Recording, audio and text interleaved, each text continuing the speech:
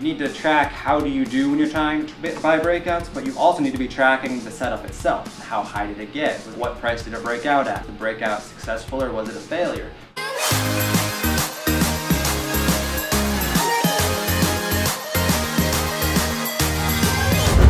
What can people do now? You know, we're filming this in summer of 2019. What can they do right now to really maximize the rest of 2019 and 2020 and beyond?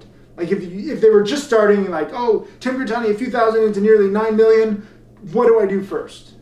Start gathering data, honestly, like data about what you're trading. You know, if you make a trade journal. Like if you make a trade, you need to be able to put in that trade journal what setup were you trying to trade. And then when you start to compile enough results there, you can start looking through them and saying like, okay, I'm great at shorting parabolics, or I suck at buying breakouts. Like, you know, follow your results. That's really important. How many trades do you need before you can like make a conclusion? Because some people are like, I've done this trade 3 times and it didn't work. Yeah, 3 is not enough. I mean, I get these messages and I'm like, no, like, cause I applaud people who are on the right path, but they're like, I've done this trade 4 times and I only won once. It doesn't work. Yeah. And I'm like, what kind of sample set is that? Of 4 trades? Really? Right. I mean, I don't know if there's a magic number. I mean, but it's not 3 or 4. At least, yeah, not 3 or 4, like at least 20, I'd say. But then part of that too is that you need to, you know, that, like, let's say you're trying to buy breakouts. You know, you need to track how do you do when you're trying to buy breakouts, but you also need to be tracking the setup itself, you know, independent of your trading of it. You know, like what price did it break out at? How high did it get? Was the breakout successful or was it a failure?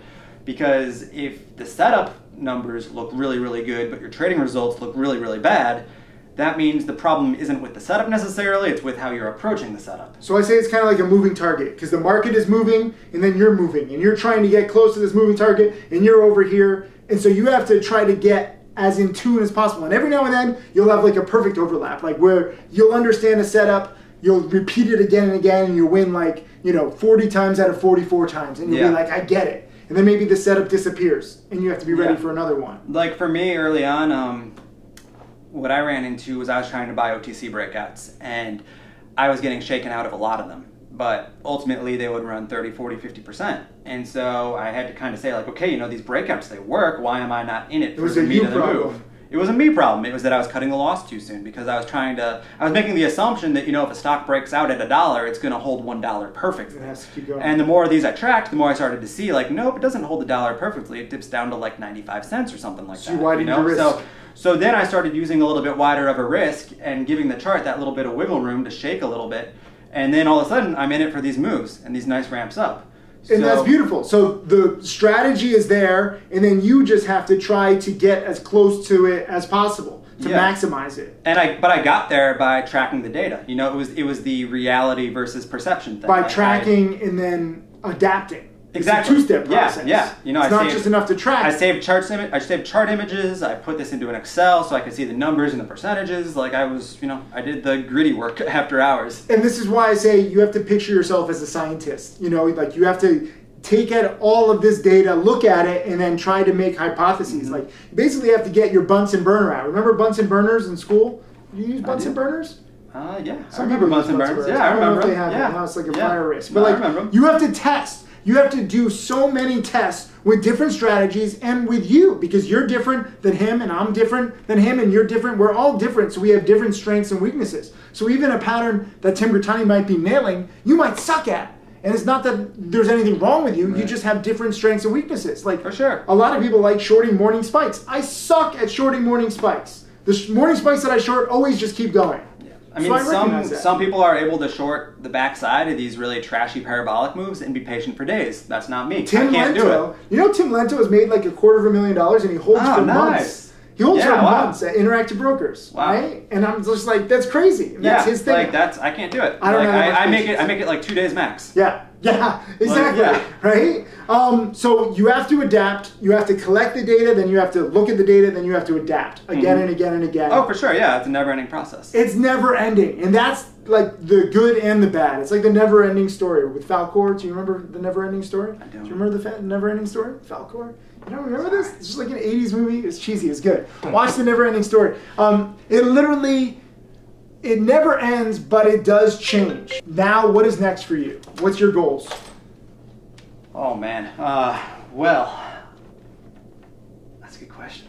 I haven't thought too much about it. What? Look at this. The ultimate guy. Look at all my data. I analyze every little thing. What's the future? I don't know how that question caught me off guard. Okay, no, I've got some goals. Okay, tell me. So one goal is I'm trying to automate a few strategies where basically I don't have to be in front of the screen as much. The computer will take care of it for me. Ooh. It's just kind of, coding in those rules. Cool.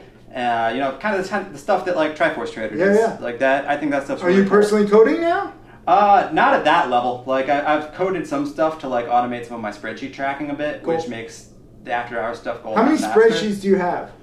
I've got a big one right now. It's you used to say like I had a ton of spreadsheets, and I was like, okay, you're exaggerating a little bit, but it's starting to get there. Like, yeah. Because I'm trying to learn new strategies too. Like right now, I'm working on morning breakouts. Nice. Because I feel like I need more long setups in my arsenal, and so like a morning intraday break past highs, I've been trying to put some hard data to that and figure out which ones work, which ones fail. And that's still a work in progress. Like it's a lot more of a toss-up than I would have expected going into it. But I like that you're doing that. Like, even though you made $9 million, you're not like just sitting and resting on your laurels. Like, you're still looking for new things. And I like to have a project, yeah. Well, but it's not even like you need to look at this, because too many people, they're like, I have this pattern, I never need anything else again. What happens if the pattern disappears? Like, people are not prepared for that. Well, I can't tell you how many Bitcoin people were obsessed with Bitcoin going to $1 million. They needed nothing else. And then Bitcoin did not go to $1 million. In fact, it dropped 80%, and they're very sad. They had nothing else in the back. I mean, some of the fees with short selling have been getting more expensive. So it's like, that's another reason why I'm like, okay, I want to become a better long trader. Because, there's no locate fee for buying a stock. Correct. And you can get in and out again and again with shorts. Right. Yes, you can box, but you have the fees, you have the risk of squeeze. For me, I used to short all the time. If you look at my early video lessons, they're almost all short bias. But now I think the risk reward has changed, and I've gotten much better at, going long.